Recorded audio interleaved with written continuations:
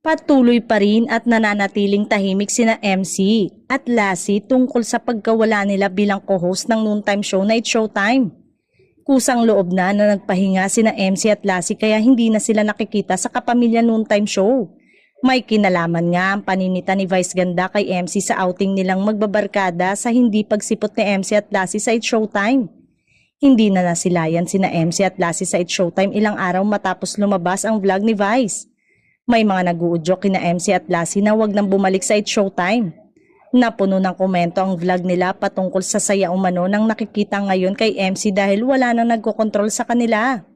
Pero may mga nagpapayo ring huwag nilang hayaang masira at matuldukan ang malalim na pagkakaibigan nila ni Vice. Samantala, ayon sa isang source, sa ngayon ay wala pang sagot kung babalik pa ba ang dalawa sa noontime show. Nakahang kumbaga at kesa daw naghihintay kung ano ang plano nila ay minabuti na may pansamantala umanong papalit sa kanila na guest co-host na ilalagay sa show. Sa mga susunod na araw ay papasok na daw ang guest co-host na ito pero malay natin, magbago ang isip ni Vice o biglang pumasok na sina MC at Lassie.